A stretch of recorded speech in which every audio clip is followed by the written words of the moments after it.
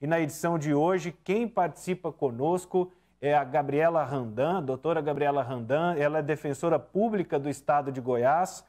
E hoje o nosso tema é para falar sobre violência. Por isso, seja muito bem-vinda, doutora Gabriela, seja bem-vinda à Sagres. Olá, Vinícius, boa tarde. Boa tarde a todos e todas os telespectadores da Sagres. Doutora, eu queria começar essa nossa série, esse nosso episódio, buscando conceituar o termo violência. O que ele hoje significa e quais são as maiores confusões ao entender esse termo? Para os efeitos da Lei Maria da Penha, a violência contra a mulher é toda e qualquer conduta baseada na ação ou omissão naquelas circunstâncias previstas ali na Lei Maria da Penha, que são, por exemplo, nas relações íntimas de afeto entre marido e mulher, namorado, namorada, namorada com namorada, pai contra filha, em que a pessoa conviva ou tenha convivido com o agressor. E a violência ela pode ser de 5 tipos. Antes a gente tinha a concepção que a violência somente poderia ser a física, mas a Lei Maria da Penha vem nos dizer que a violência, ela, além da violência física, ela pode ser a violência sexual, a violência sexual, psicológica, moral e patrimonial. Então, esses são os conceitos de violência que nós temos na Lei Maria da Penha. E quando a gente transborda o regulamento, as regras, os artigos, o código, né, da Lei Maria da Penha, as pessoas, de uma maneira geral, elas reconhecem só a violência física. Por que esses outros são tão invisíveis ainda na nossa sociedade? Assim, por que é tão difícil perceber que... Onde nós estamos em 2021, agora em agosto, ela vai completar 15 anos, né? Então ela é muito nova. E antes dela, pouco se falava em violência psicológica, violência moral, violência patrimonial. Apesar que eram crimes previstos no Código Penal, os crimes contra a honra, por exemplo, da violência moral, mas era muito pouco falado, muito disseminado. Não havia disseminação sobre informações de relacionamentos abusivos. Então, tudo isso começou a ser amplamente divulgado após a promulgação desta lei e ganhou agora muito mais um alcance com as redes sociais. Com as redes sociais, as informações estão aí ao alcance de todas as pessoas. Antes disso, elas ficavam muito restritas, né? Era difícil a pessoa acessar. E agora a informação está mais popularizada. A violência física, ela é muito palpável, porque se eu digo, nossa, eu apanhei, é muito difícil que não tenha ficado uma marca visível no meu corpo. Porém, a violência psicológica, ela é muito difícil de ser visualizada, se não pela própria pessoa que a sentiu. Se eu chego aqui narrando, nossa, eu sofri uma violência psicológica, né? A pessoa que olha externamente não vê nenhuma modificação no meu corpo. Então, é muito difícil de nós mensurarmos isso e detectarmos ainda. E, doutora, normalmente, eu acredito até que na maioria das vezes, a relação de violência, ela é sempre do homem com a mulher. Né? Eu estou dizendo normalmente porque existem outros arranjos de relacionamento, tem uma série, normalmente, tem questões familiares no meio e que isso pode acontecer, mas normalmente o homem é a origem, vamos dizer assim, desses casos e desses exemplos que nós temos de violência. O quanto o homem ter dificuldades ou muitos não querer entender esses novos conceitos influencia na dificuldade de se avançar nessas políticas públicas voltadas para a igualdade de gênero, mas principalmente para a proteção da mulher. Sim, Vinícius, você tocou num conceito muito importante, que a maioria dos casos, embora a Lei Maria da Penha ela traga vários tipos de relacionamento que prevêem a violência, mas a maioria esmagadora é da violência do homem para contra a mulher. Mas nós não podemos esquecer que a Lei Maria da Penha, ela aplica sempre que a vítima for uma pessoa do gênero feminino. Então, nas relações lésbicas também, mulher com mulher, aplica-se a Lei Maria da Penha, desde que a mulher seja vítima. Mas é super importante a gente disseminar essas informações para que o homem ele se identifique-se no papel de agressor e a mulher ela se identifique com esse papel de vítima, para que possam sair desse relacionamento abusivo. Infelizmente, nós vemos diariamente, inclusive essa semana teve um caso bem emblemático de um DJ que agrediu a sua esposa, que teria a justificativa era que o jeito dele era assim, que a esposa teria que suportar mesmo se ela quisesse manter o casamento, que não teria muito o que fazer. Então, por isso é tão importante nós disseminarmos essas informações a respeito dos crimes que envolvem a Lei Maria da Penha, do procedimento, que essa mulher saiba que ela precisa buscar um socorro, pedir uma medida protetiva e que não é normal ela estar num relacionamento doentio.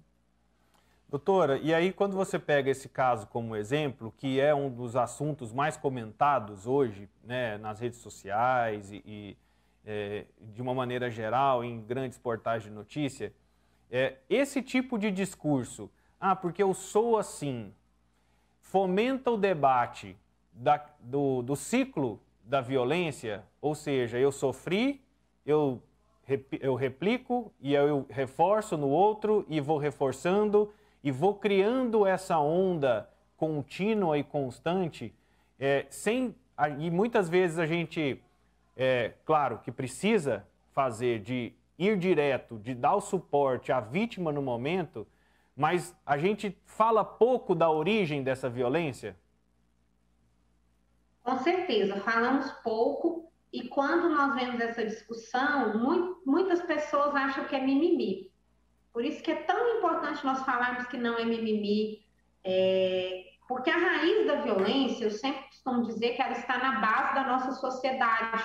Ela vem lá desde a cultura patriarcal, para quem gosta de ler a Bíblia, desde a época dos nossos patriarcas, lá com Abraão, né, essa época da sociedade patriarcal, já tinha essa cultura machista, em que as mulheres elas tinham essa subordinação em relação ao homem. Por exemplo, Sara, quando se casou com Abraão, ela chamava-se Sarai, ela perdeu a letra I do nome dela, porque culturalmente, naquela época, a mulher tinha que perder alguma coisa, abrir mão de alguma coisa para estar com o homem. Ela passava do domínio do pai para o domínio do homem. Tanto que naquela época, nas escrituras, quando dizia-se que não cobiçarás a mulher do próximo, equivaleria quase a dizer não cobiçarás o patrimônio do próximo. Então, é arraigado na nossa sociedade, está assim, emaranhado mesmo. E se a gente não desconstruir isso agora, nós vamos perpetuar gerações. Essa cultura, ela está difundida nos meios de comunicação, através de músicas. Temos aí diversas músicas que remontam a esse tipo de cultura, músicas desde as mais antigas até atuais, que narram propriamente crimes e passam por aí, a gente cantando despercebido, a mídia colocando a mulher como um objeto, né? Eu brinco também que nós que fomos crianças dos anos 90, nós sobrevivemos ali não sei como, porque tinha, por exemplo, a banheira do Gugu, em que colocava a moça lá com a camiseta, sem sutiã, aquela coisa toda. Então nós vimos uma geração, nós dos anos que crescemos nos anos 90, eu nasci nos anos 80, né? Cresci nos anos 90, como uma naturalização da mulher objetificada. A mulher tá ali dançando, rebolando, de calcinha na frente da televisão. Isso é uma coisa muito normal. E isso aí é o que está bem na base da nossa cultura machista. E se nós não ressignificarmos isso agora, pararmos para fazer uma análise muito, muito racional do que a gente canta, do que a gente veste, do que a gente tem de hábito, a gente vai continuar replicando isso pelas gerações dos nossos filhos e filhas. Então, é muito importante que nós difundamos essas informações, como nós estamos fazendo aqui à tarde, na Sagres, para que elas alcancem o maior número de pessoas e para que as pessoas também saibam que não é mimimi, isso aqui que nós estamos falando, é muito sério, e se nós não nos cuidarmos, nós podemos estar em um relacionamento abusivo, nossos filhos, filhas, nossas amigas, né? Muitas vezes a gente tem ali uma pessoa que está perto da gente, que a gente nem sonha que ela está num relacionamento abusivo, e está. Gabriela, e nesse processo de ressignificar, vou até aproveitar o caso desse DJ, né? E eles são pais, né, têm filhos, existe um risco sério desta criança que de alguma forma convive com esse tipo de violência, de que os dois pais repassem essa característica, esse hábito, essa naturalização para as relações desse filho, dessa filha, e que se tornam potenciais agressores ou vítimas? E é nesse ritmo, é nesse contexto que a gente precisa atuar? Sim, perfeita a sua colocação. Essa que é a dinâmica do relacionamento abusivo. A criança, ela cresce num lar onde o casal, a maneira dele de conviver, né, matrimonialmente, de demonstrar, abre aspas, o afeto, ela acha que é normal demonstrar o afeto através da violência. Então, ela pode, hora se pegar, né, os meninos se identificando aí com os pais no papel de agressor, que é normal para ele. E as meninas aí identificando com as suas mães enquanto vítimas. É o que a gente fala na teoria da criminologia, que elas seriam vítimas indiretas desse relacionamento abusivo. E quando a gente pega, assim, mais concretamente, a gente vai falar de atendimentos da defensoria, atendimentos da polícia, nós vemos que muitas das mulheres que são usuárias dos serviços de proteção da mulher, elas também são usuárias dos serviços da infância e juventude, porque as suas crianças, elas estão também em alguma situação de risco ali. A violência, Vinícius, ela é muito emaranhada. Não tem como a gente isolar, não, ele é um ótimo pai, ele só bate na mulher. Não existe isso, porque a violência que agride a mulher, que agride a criança, ela agride a família toda. E vou fazer uma pergunta bem polêmica, mas bem provocativa também. Existe violência em ações, em atitudes não intencionais? Olha, é aquilo que nós estávamos falando sobre os padrões culturais. A gente, às vezes, acha que está agindo com normalidade, sendo que não está. Como, por exemplo, na violência psicológica e na violência moral. Vamos dar exemplos práticos. Às vezes tem aquelas brincadeirinhas, abre aspas, de mau gosto, que para a pessoa que brinca, são brincadeiras, mas para a pessoa que recebe, causa uma humilhação, causa uma ofensa, uma diminuição da autoestima, né? Por exemplo, você não presta nem para você cozinhar, né? Uma brincadeira. E não é uma brincadeira, é uma violência moral. Os atos de controle, né? De repente, o companheiro começa a ligar ali no celular da pessoa de hora em hora. Não, eu estou só com cuidado com você. De repente ele aparece ali no trabalho dela, onde que ela está. Não, eu só vim te fazer uma surpresa, eu estou cuidando de você, né? Eu não confio nos outros, em você eu confio. Então a pessoa, ela naturaliza aquilo ali. Por isso que a gente não pode falar só em aplicação de norma penal, porque é como você falou, às vezes a pessoa ela nem tem noção que ela está violando uma norma penal, porque aquilo ali está tão emaranhado, está tão com ela ali de quando ela nasceu, que ela acha que aquilo ali é normal, né? Para a violência física é mais palpável da gente ver que não é normal. Eu creio que todo mundo sabe que matar uma pessoa, bater numa pessoa é normal. Agora, para as outras violências, até a violência sexual é uma polêmica, principalmente entre as mulheres casadas. Muitas delas são vítimas ali de estupro e não sabem que estão sendo estupradas, né? O companheiro, o marido também acha que não é estupro, enfim. Mas a gente precisa falar disso, conscientizar as pessoas disso, para retirá-las dessa situação em que elas se encontram. Gabriela, e dentro dessa relação, né, a gente está trazendo muitos exemplos do ambiente doméstico. Existe diferença entre violência doméstica e violência familiar? Não, a violência doméstica e familiar é a mesma coisa, é a que é tutelada pela Lei Maria da Penha.